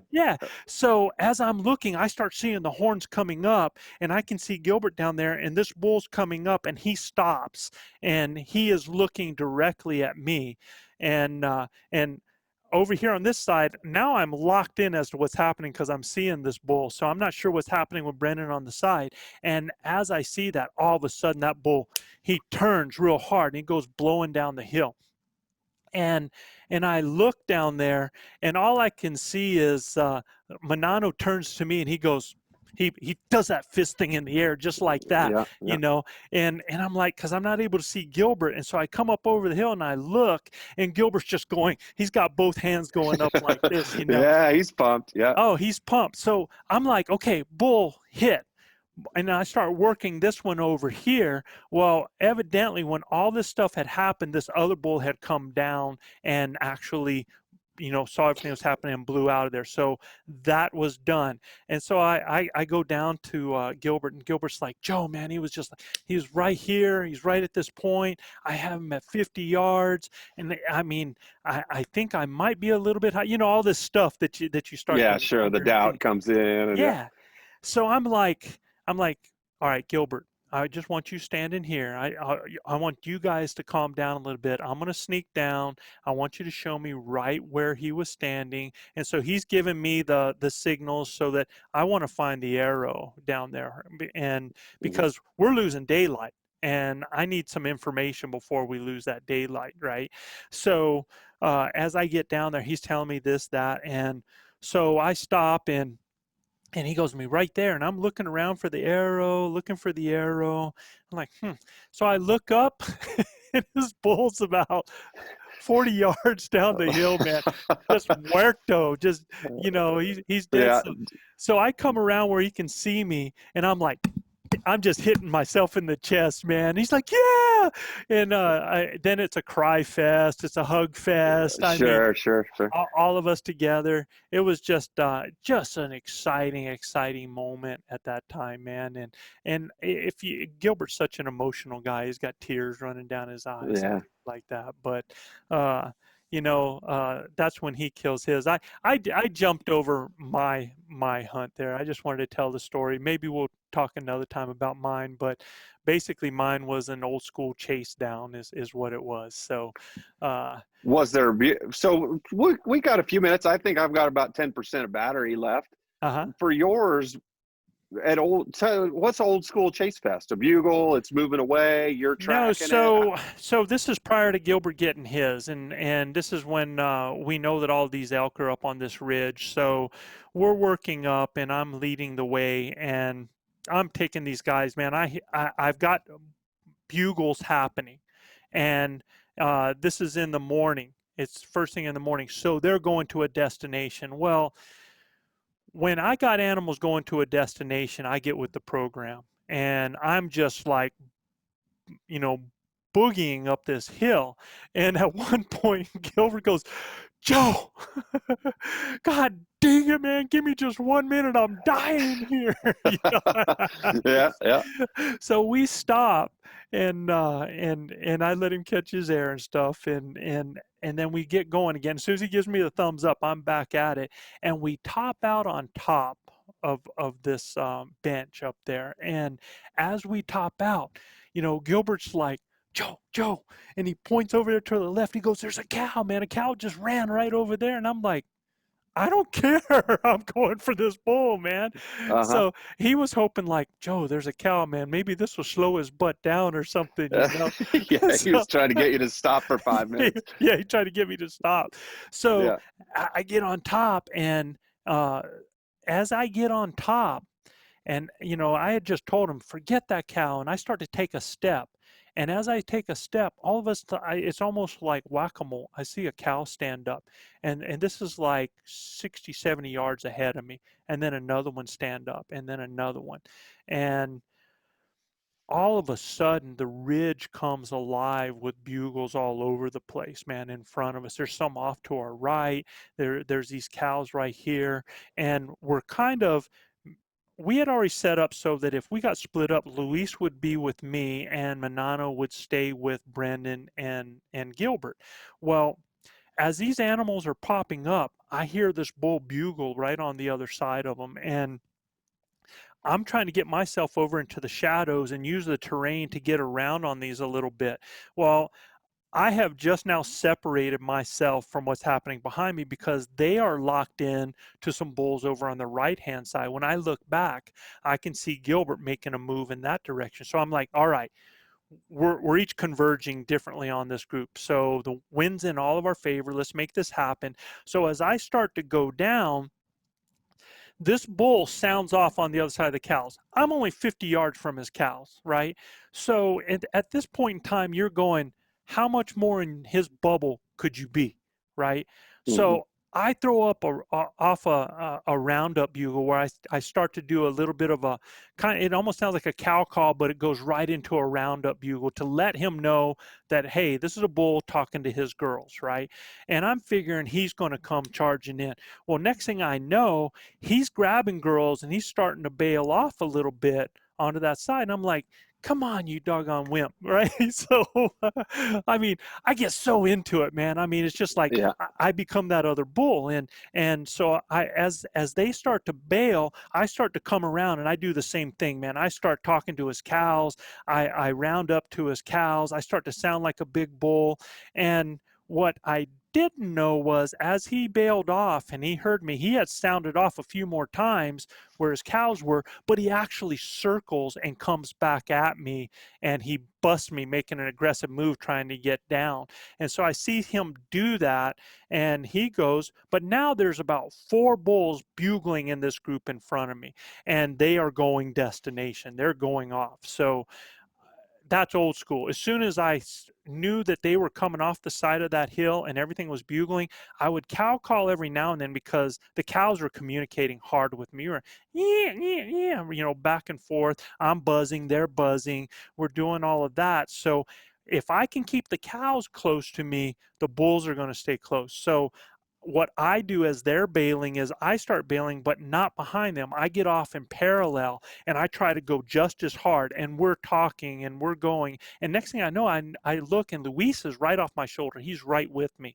And Luis is helping me out because he's telling me, cow, cow. He's like pointing where they're at, because he can hear them farther. And he's telling me bugles and stuff. And so as they're going, I'm racing. We're going over stuff. They're going over stuff.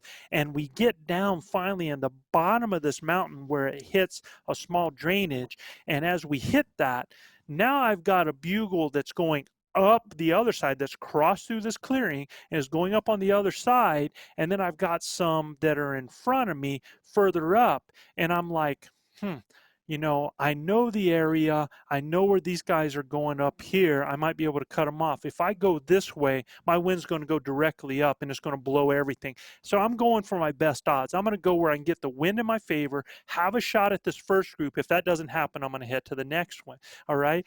So are you staying with me on this, Bo, man? We're hunting, man. Yeah, this is incredible. So as I go, man, now that race is no longer going downhill. This race is going uphill. They're up to the side. So I'm trying to beat them up to their location, paralleling them. And so I'm hauling and I'm going over deadfall and I'm going over rocks. And Luis is just staying right on my butt and we're getting there. And as I get up to this one little bench, as I get there, I look over to my right and the herd is feeding up right to my right. I've stayed perfectly parallel. Now they're kind of feeding towards me. The wind is great. The thermals are great for me. Everything is just really good. And at this point in the game, I'm like, because I'm trying to get everybody else an elk, I'm like, Joe, take a cow, get an animal because you got to help everybody else out. So it's completely in my mind that if I get a shot at a cow, I'm going to take her, right? So as they're feeding up, it's so thick in there that they don't see me and I have to actually kind of go down with my hands and get to a sunlit area, get in position where I'm above where they're feeding, so I'm going to have a shot. So I have some kind of lane. And so I make an aggressive move. And there's a good chance they could have spotted me, but I just tried to move like the hands of a clock at this point to get there. So now I get up and I'm in position and I can see these cows below me at about 45, 50 yards. Nothing to shoot at right now. There's just so much growth in there. And so I'm watching, I'm being patient, waiting for one of them to come into a shooting lane. And as I'm waiting, all of a sudden I see this other tree like moving off to the right. And I look and I see horns. I'm like, whoa. And so I take a look and there's a bull feeding in there with the cows. So it's one of those bulls that scream coming up. Well, that bull, as he's gonna, I have not said anything yet. I'm staying completely silent. I've got elk feeding up to me. I have the thermals. I've got the breeze. They're going to move up to me. So all I got to do is be patient, right? So as he's coming and he starts feeding, I just sat there and watched the show. And guys, man, it seemed like 20 doggone hours was probably 5 minutes, right? Yeah. So you're there, and I just consign myself just to watching and not thinking about killing. I just consign myself to watching, enjoying it, and it lets you calm down a little bit, right? So I'm sitting there watching, and all of a sudden the bull turns and he steps out.